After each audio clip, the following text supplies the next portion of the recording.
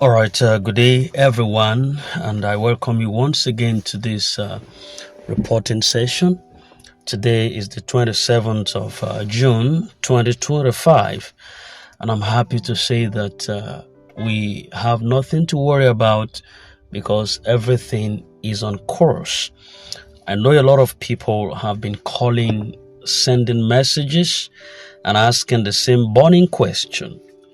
Are the delegates back? Are they on ground now? I completely understand the anxiety and the anticipation that is surrounding this very question. But as I speak to you now, the simple truth is the delegates have not yet returned. Yes, this might not be the news many of us were hoping to hear, but this is the honest truth. I'm always prioritizing giving you verified, reliable information, no matter how uncomfortable the update may seem. And that is what we owe each other as a community that is standing together, believing for a common goal. Let me further deeply explain clearly so that there is no room for assumptions or misleading information. Today is we're just launching into the weekend, and from experience, movements like this tends to also slow down during weekends for several logistic reasons, both within and outside Nigeria. Some flight clearances processes and high-level engagements that sometimes that the delegates are involved in often also experience some delays, especially when the weekend sets in. We were formally expecting them on Tuesday, then yesterday, and but they're not back yet. And now we are in the weekend. So we understand that we all of us we wish that they are back already. Yes, but we must zip our expectations temporarily, understanding that delays, though uncomfortable, are not unusual in situations like this. So now, for those who may not fully grasp the weight of this arrival, let me explain for us. The return of these delegates is not just about seeing their faces again. After all, some of us don't even know them. All we're concerned about is that they should come up with good news for us. But their return should carry serious implications for everything that we have been patiently waiting for. Their arrival is going to mark the beginning of critical validations, the verifications and final clearances that would directly impact the disbursement process and other expectations that is tied to the grant and humanitarian efforts that we've all been hearing about over time. Now, the information so far, I want you to also know that I did not limit myself to just one source as a person, not just to one source. Apart from my usual reliable insider personnel who keeps me informed, I personally reached out to other top-level insider contacts today. And these are people who are very much involved in this process. And they all affirmed the same thing. The delegates are yet to arrive. This is Princess's channel, and I'm just going to be with you in a moment. Don't touch the dial.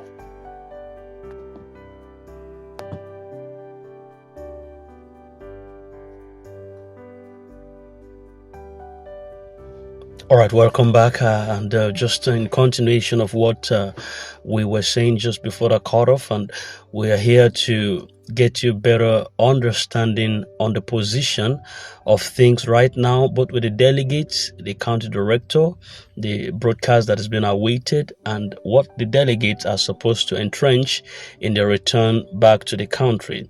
Now, there is a lot of noise out there, and I'm aware that various groups, channels, and individuals are sharing different forms of information, some of which are speculative or completely false. But please, I urge everyone to stay grounded. Not every piece of information that you hear is valid. We must operate based on fact, not fear or false hope.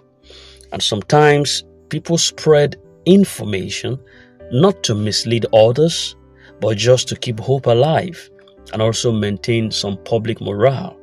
But let's face it, hope that is without clarity can also lead to frustrations.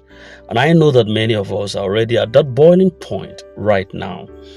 This is why I choose to speak only when I have authentic information that is confirmable updates.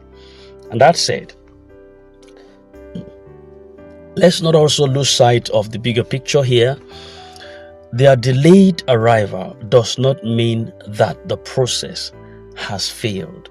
No. It does not mean the project has been abandoned. No. It simply reflects the reality of how complex and sensitive these processes can also be, especially when it involves international movements and also financial clearance and further regulatory approvals. All right, that being said, the Apostle Ken's upcoming address, I think we need to say one or two things concerning that broadcast. Now, in line with keeping everyone properly informed, I'm glad to share that the County Director, Apostle Professor Ken himself, is also preparing to address the entire community very, very shortly or very soon. And this is not just hearsay, as you may think. It is concrete. And his upcoming broadcast would be all-encompassing. What that means is that he's going to touch on everything that will not allow him to leave any gray areas untouched. From the concerns about the delegates to the next steps for the stakeholders, Apostle Professor Ken is expected to bring clarity because he understands the tension in the air. He knows that people are tired, people are drained, and even doubting. And that is why his upcoming message is going to serve as a compass to guide us through these cloudy moments. And some of the key areas he would be touching or addressing are the roles of stakeholders in the final stages, also the position of the disbursement process, the position of the grant and the disbursement process, the expected timeline for disbursement, the current status of the delegates and what they have gone to do, their importance to the grant ecosystem and to the finality of the disbursement process. Then he is also expected to provide cautionary advice on false information, and finally the steps to reposition ourselves as a community for the next move. I believe his word is going to carry both spiritual encouragement and administrative direction towards this long expected and awaited disbursement. And so I plead with everyone to stay alert and prepare their minds for his message, as it's going to help to set the record straight and also calm every nerves. Now, this goes to the stakeholders. The stakeholders are expected to get ready. I want to send this direct message to them. The time to position yourself as a stakeholder is now. Immediately after the delegates return, there's going to be some series of processes to confirm who is still genuinely aligned and who has met all the, I just believe this would take place, who has met all the necessary requirements and who is fit for this onward distribution or disbursement of funds. This validation will simply mean that all the necessary, kind of screening might not be as like the type that took place in 2023 in December in Abuja, but I believe that some other checkups would also be validated. The identity checks, the organizational checks, the verifications, and all the vital processes might have to be taking place, and some screenings that might wiggle out some individuals who might not really be a priority here. And I tell you the truth.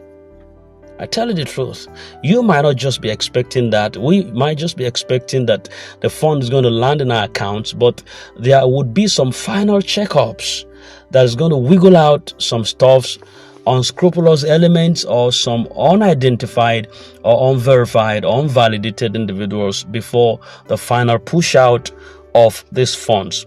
Only those who pass these validations can partake in this phase of disbursement, especially those concerning the expected humanitarian funds and partnership projects.